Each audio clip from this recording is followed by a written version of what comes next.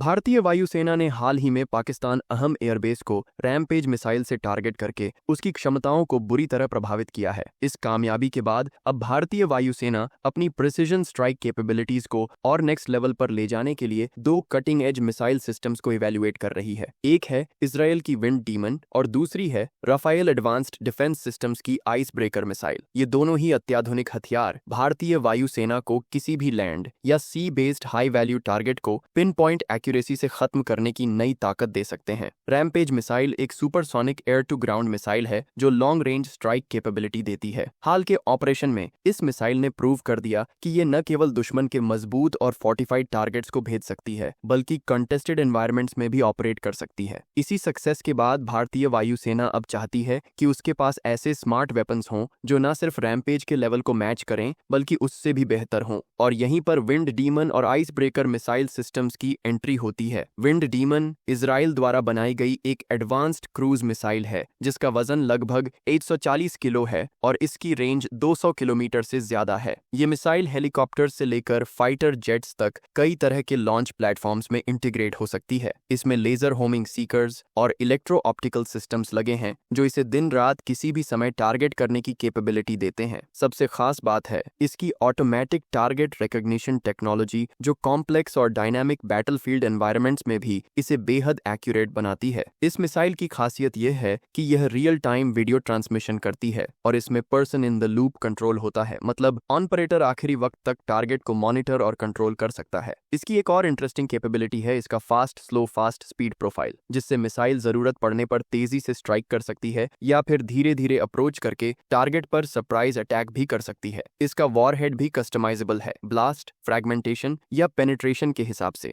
जो इसे multi mission capable बनाता है। इसकी लो एल्टीट्यूड फ्लाइट और हाई कनेक्टिविटी फीचर्स इसे मॉडर्न एयर डिफेंस सिस्टम से बचने में मदद करते हैं। दूसरी तरफ राफेल की आइस ब्रेकर मिसाइल एक पूरी तरह autonomous long range precision weapon है जो किसी भी हाई वैल्यू लैंड या सी टारगेट को न्यूट्रलाइज करने में सक्षम है। यह मिसाइल न सिर्फ जेट और हेलीकॉप्टर से कंपैटिबल है बल्कि छोटे नेवल वेसल्स और ग्राउंड बेस्ड लॉन्चर्स से भी ऑपरेट की जा सकती है। इसका कॉम्पैक्ट और लाइट वेट डिजाइन इसे काफी फ्लेक्सिबल बनाता है। आइस ब्रेकर में इलेक्ट्रो ऑप्टिकल इंफ्रारेड सीकर है जो सीन मैचिंग और ऑटोमेटिक टारगेट रिकॉग्निशन कैपेबिलिटीज के साथ आता है। इसकी सबसे बड़ी खासियत है कि यह global navigation, satellite system, denied environments या इलेक्ट्रॉनिक जैमिंग जैसे सिनारियोज में भी काम कर सकती है। आइस ब्रेकर का डिजाइन स्टेल्थ आधारित है, यानी यह रडार पर पकड़ में नहीं आती, और इसकी सी स्किमिंग व टेरेन फॉलोइंग फ्लाइट इसे सोफिस्टिकेटेड एयर डिफेंस सिस्टम से भी बचने में मदद करती है। इसकी एक और जबरदस्त कैपेबिलिटी है सैल्वो अटैक मोड, जिससे कई मिसाइल एक साथ लॉन्च की जा सकती हैं और एनिमी डिफेंस सिस्टम्स को ओवरलोड करके कंफ्यूज किया जा सकता है। ये मिसाइल किसी भी मौसम में किसी भी एनवायरनमेंट में ऑपरेट कर सकती है, जिससे ये एक बहुत ही रिलायबल वेपन बन जाती है। साउथ एशिया में सिक्योरिटी डायनामिक्स लगातार बदल रहे हैं। ऐसे में विंड डीमन का रियल टाइम कंट्रोल और फ्लेक्सिबिलिटी इसे बैटलफील्ड में टैक्टिकल सुपीरियरिटी देता है, जबकि आइस ब्रेकर की ऑटोनोमस नेचर और लॉन्ग रेंज प्रिसीजन इसे स्ट्रैटेजिक टारगेट्स जैसे एनिमी एयरबेसेस, नेवल शिप्स या कमांड सेंटर्स को डिस्ट्रॉय करने में आइडियल वेपन बनाते हैं। इन दोनों मिसाइल की सबसे बड़ी ताकत यह है कि ये सिर्फ एक्यूरेसी में ही नहीं बल्कि अडेप्टेबिलिटी में भी रैमपेज जैसे एग्जिस्टिंग वेपन से आगे हैं। इंडियन एयरफोर्स के पास अगर ये दोनों सिस्टम्स आ जाते हैं तो उसकी deep strike capability, deterrence power और रीजनल एयर सुपीरियरिटी काफी हद तक बढ़ जाएगी। ये मिसाइल ना सिर्फ फ्यूचर कॉन्फ्लिक्ट्स में एज दिलाएंगी बल्कि भारत की ऑफेंसिव और डिफेंसिव स्ट्रेटेजी को भी काफी हद तक रीडिफाइन कर सकती है।